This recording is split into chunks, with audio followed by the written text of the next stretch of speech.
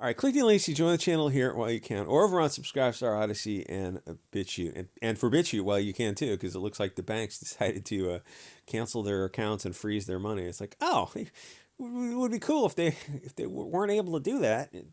Like, does anyone in the West value free speech anymore, or you just accept being ruled by tyrannical banks and NGOs? Like, yeah, that's pretty much it. I feel like we're at the late stage where everyone's just looting the treasury. Anyway, so some YouTubers been talking about this thing, and I hear them, and there's a couple things going on. They're making fun of the actors, who I don't think that should be the focus. It's like, because they're just useful liberal idiots in Hollywood. It's not their fault to be who they are exactly. It's the machine that's the bigger issue. And the second part of it is, like, people who make, if you make videos over a couple of years, you notice the vibe of YouTube and what direction it's going in, how things get more and more censorious, and channels that go like channels that start to go beneath the surface a little bit just disappear off of YouTube. Or if they're talking politics and they get too big a following, they just get demonetized and just disappear off of YouTube, which is where, if fingers crossed for Elon Musk and Twitter X to make a live streaming and a video hosting platform, like, to replace YouTube, it would absolutely replace YouTube, because there's people who are desperate for free speech, and then YouTube and all these other processors go, oh well, we're going to punish you for off-platform behavior. Like, you guys are really desperate to control the narrative.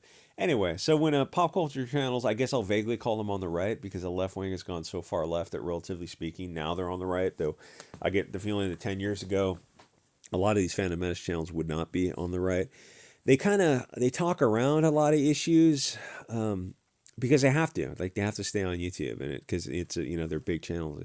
But it's kind of you can hear it if you've been listening to YouTube for a few years, where you hear, like, there's a spark missing from YouTube, and there's a lot of circular reasoning as people kind of search for words to hunt and peck their way around these ideas so they can stay on in the good graces of Susan Wojcicki, which sucks. Like, it's to the point where it's kind of getting bad enough that I think if an alternative pops up that has a chance of taking off, which would be Twitter X, I think Twitter X would blow up overnight.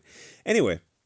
So Scarlett Johansson, someone made the point that after a certain age, 30, actors who were, the hot actresses, they turn into activists as they age out of that kind of hot chick role, and Scarlett Johansson, Jennifer Lawrence, and there's a bunch of others who are suddenly become conscious of, like, the Weinstein problem in Hollywood as they age out of those roles.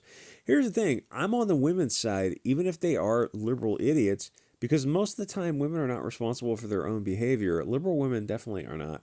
I don't exactly blame the women. The Hollywood machine is pure Weinstein. There is no oversight. It's like, aren't there Hollywood unions? Yeah, there are, but I mean, they don't do anything. So it's like, you could have fixed this. You could have, like, cleaned house in-house years ago, but they didn't. Weinstein should have been removed a long time ago. There should have been an FBI sting set up 20 years ago, or other arrangements could have been made. The women might be idiots, but Weinstein is a monster that needed to go. Hollywood is a corrupt machine because Hollywood's been turned into an economic zone ruled by financial interests. You wonder why a collection of people in Hollywood, maybe the actors' unions, they didn't do anything. Then you look closely at them and you realize why. And to their credit, like, Fran Dresser came out, and I assume she's a far left whack job, and she's one of the heads of these actors' unions, and she's coming out against compelled treatment, sort of thing, so to speak. And she's a left winger. She had the treatment herself, and still she's coming out and saying, yeah, we shouldn't be compelling this. And then, like, the mainstream Hollywood looks at her and, like, they don't know what to do with her because she's going off the plantation. Or you look at the FBI and you wonder why they didn't do anything. Then you look at, like, Ray or Mayorkas or Garland and the rest, and you see that they seem really focused on white guys who are peacefully assembled with "Don't Tread on Me" flags. Then you start looking at the Department of Justice, the FBI, Homeland, and you see their priorities are inventing white criminals that don't exist. It's just as crazy as it sounds. The more you look at it, you realize how foobar the country is. It's like electing a Democratic Biden, a blue dog Democrat, and having him hire 90,000 more IRS agents and then going after $600 online payments so they can send more of your taxpayer money to Ukraine and other countries. No, I'm not schizo. It's all related. It shows you the priorities of the government. They have no interest in going after Weinstein because they are Weinstein. The Me Too movement got started a few years ago. They started going after the abusers in Hollywood. Then they, by I think Alyssa Milano, then they noticed that every pervert in Hollywood is a heavy DNC donor. They all have pictures with like Hillary Clinton and Oprah. There's that Oprah is offering a little blonde girl to Weinstein. It looks like a demon is just transferring a human to another demon. So as they go after these Me Too guys, it turns out that the left is going after the left, so they just dropped Me Too. They started to clean up their industry, but they noticed that it made them look bad politically, so they simply stopped. It's just as bad as it sounds. Maybe they realized that it would require removing like 10% of the people in Hollywood, so they literally just gave up. Hollywood degeneracy and abuse is obviously going to be a left-wing industry issue because of who works in the industry, but they would rather keep it going than fix it and hurt the DNC.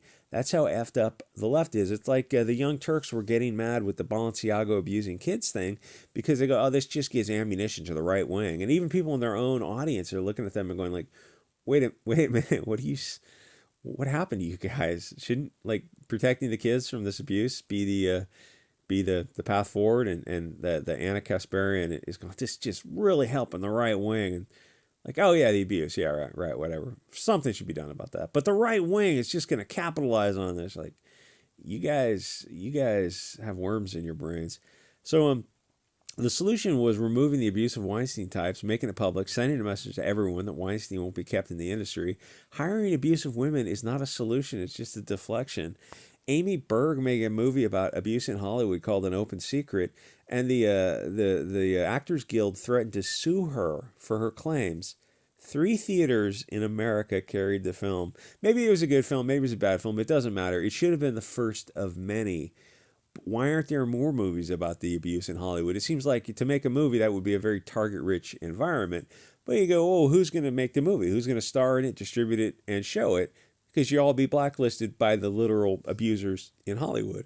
The abuse is going on. It's a perfect topic for films. The films don't get made because Hollywood is a propaganda machine. They don't make movies. They control the narrative, and they're tied in with a lot of other left-wing industries. It's like this unholy trinity of financial backers, DNC, and then the propaganda aspect, which is Hollywood. And they're just all tied into each other. So like, no, they're not going to clean up one part of that machine, because then it would like it hurts propaganda. Like they literally would rather women and children literally be abused as long as it helps the DNC. When I say they're demon people, I mean it. Once you see it, you can go back and see the elements in earlier films. The propaganda jumps off the screen. Hollywood is not what you think it is. The whole thing has been a psych op. So if Jennifer Lawrence or Scarlett Johansson are starting to call it the Weinsteins in Hollywood, great, better late than never.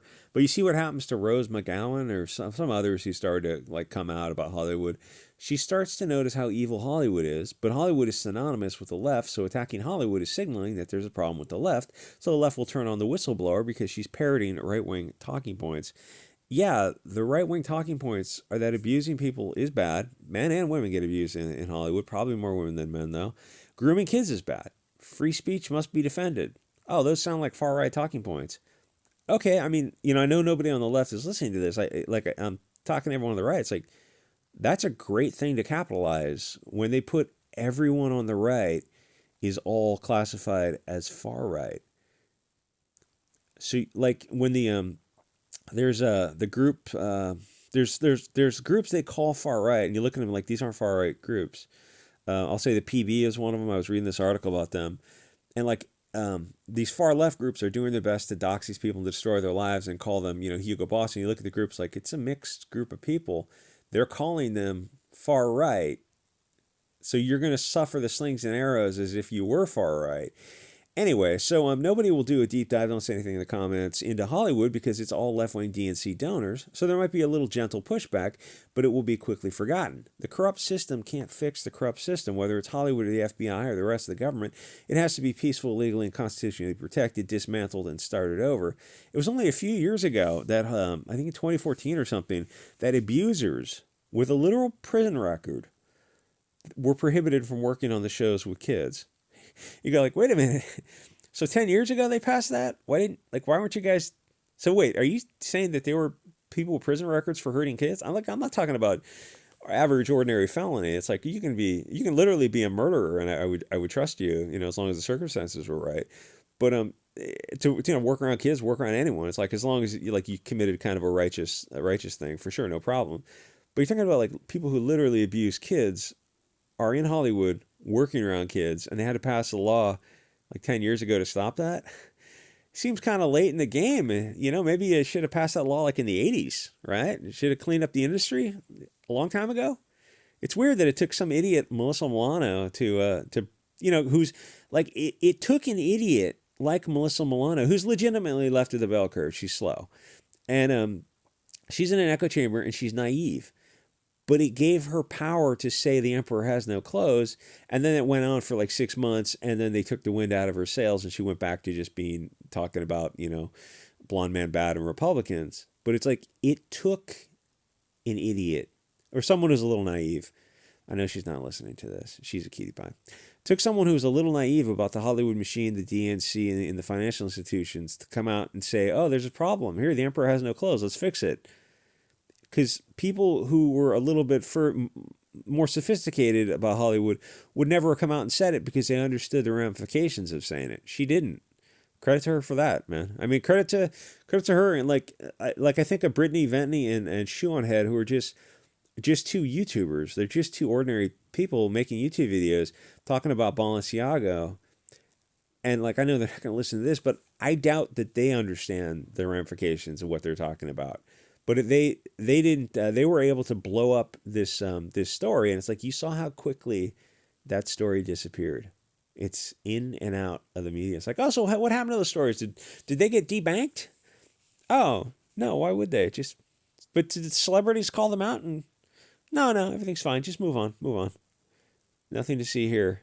Stormtroopers. Is every reference going to be a Star Wars reference? As well it should be.